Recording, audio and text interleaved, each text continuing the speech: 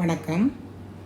நமது இப்போ 11ஆம் வகுப்பு கணிதவியலில் கணங்கள், தொடர்புகள் மற்றும் சார்புகளில் பற்றி பார்க்க போகிறோம். அதில் பயிற்சி 1.2ல் ஃபஸ்ட்டு கணக்கு பார்க்குறோம். அதுக்கு முன்னாடி கணங்களை பழைய கிளாஸில் பார்த்துட்டோம். இப்போ நம்ம பார்க்க போகிறது தொடர்புகள். தொடர்புகள்னால் என்னது? ரிலேஷன்ஸ்னால் ஒன்றுக்கு ஒன்று தொடர்பு இருக்கிறது தான் ரிலேஷன்ஸ் இருக்கும். நம்ம இதெல்லாம் 10th ஸ்டாண்டர்ட்லேயே நல்லா தரவாக படிச்சிட்டோம். ஆனால் இங்கே கொஞ்சம் வித்தியாசம், ஒன்றுமே கிடையாது. அந்த தொடர்புகளை 3 வகையாக பிரிக்கிறோம். தற்சுட்டு, சமச்சீர், கடப்பு. தற்சுட்டு என்னென்னா நம்மளே தான் தொடர்பு படுத்திக்கணும். சமச்சீர்னால் 2 உறுப்புகளை வச்சு தொடர்பு படுத்துகிறோம். கடப்புனா 3 உறுப்புகளை வச்சு தொடர்பு படுத்துகிறோம். அது என்னங்கிறத விரிவாக பார்ப்போம். இப்போ ஃபஸ்ட்டு கணக்கு, கீழ்காணும் தொடர்புகளுக்கு தற்சுட்டு, சமச்சீர் மற்றும் கடப்பு ஆகியவற்றை பற்றி ஆராய்க. ஃபஸ்ட்டு மிகை முழு எண்களின் தொடர்பு R ஆனது எண்ணின் வகுத்தி m இருந்தால் MRN என வரையறுக்கப்படுகிறது. இப்போ இதனோட விதி என்ன கொடுத்துட்டாங்க? எண்ணின் வகுத்தி எண்ணின் வகுத்தி mன்னு அவங்க கொடுத்துட்டாங்க. கொடுக்கும்போது நம்ம என்ன செய்யணும்? மிகை முழு எண் தொடர்பு R ஆனது எண்ணின் வகுத்தி m இருந்தால் MRN. இதுதான் கணக்கு. ஃபஸ்ட்டு தற்சுட்டு. தற்சுட்டு எப்படி இருக்கணும் அப்படின்னு சொல்லி நம்ம பார்க்குறோம். தற்சுட்டுனா என்னது? அந்த கணக்குக்கு அதுதான் என்னது? வகுத்தியாக இருக்கணும். இப்போ 4ன்னு எடுத்துக்கிட்டோம்னா 4ன் வகுத்தி 4. கரெக்டு தானே? 4ன் வகுத்தி 4. அப்படின்னா ஆன்சர் 1. அப்படின்னா முழு எண்கள் வருதா? அப்படின்னா இது ஒரு தற்சுட்டு தொடர்பு ஆகும். ஃபஸ்ட்டு தற்சுட்டு காண்போம். தற்சுட்டு என்னென்னா இப்போ MRN. MRNன்னா என்ன அர்த்தம்? விதி என்னது? MRN என்ன கொடுத்துருக்காங்க? எண்ணின் வகுத்தி M. எண்ணின் வகுத்தி Mன்னு கொடுத்துருக்காங்க. இதை தான் நம்ம எடுத்துக்கிறோம். எப்படி எடுக்கிறோம்? நம்ம M ஆனது M-ஆல் வகுபடும் போது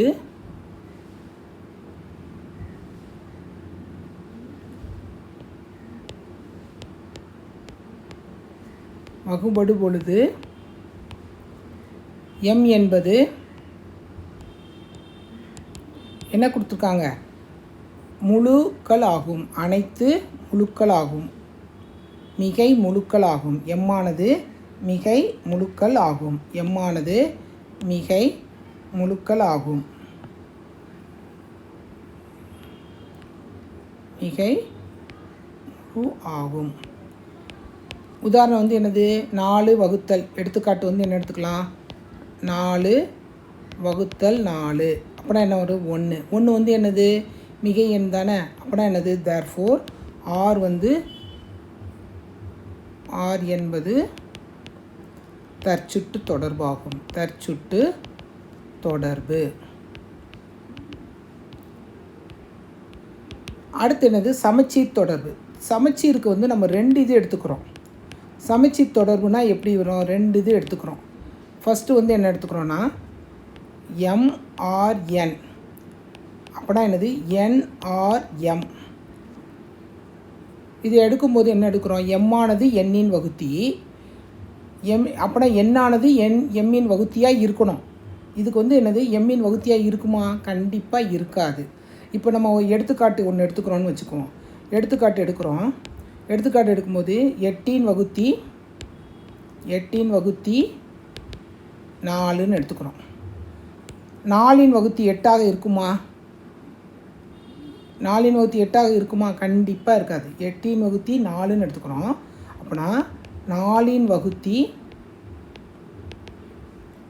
8 கண்டிப்பாக இது சமம் அல்ல. 8ன் வகுத்தி 4னா இது சமம் கிடையாது. நாட் ஈக்குவல் டு 4ன் வகுத்தி 8. அப்படின்னா இது என்ன செய்யுது? therefore R என்பது சமச்சீர் தொடர்பு அல்ல.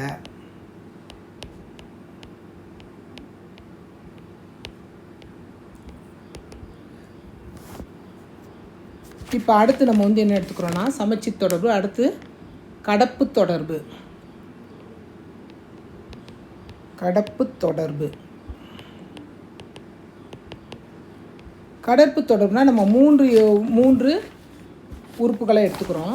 3 உறுப்புகள்னால் 3 எண்ணுன்னு அர்த்தம். எம் ஆர் என் என்ஆர்பி 3 உறுப்புகள் எடுத்துக்கிறோம். 3 உறுப்புகள்னு எடுத்துக்கிட்டாலும் சரி, இல்லை 3 நண்பர் எண்கள்னு எடுத்துக்கிட்டாலும் சரி. அப்படின்னா எம் ரிலேஷன் பி. இதுக்கு வந்து எக்ஸாம்பிள் வந்து என்ன கொடுத்துக்கலாம்? எம்மின் வகுத்தி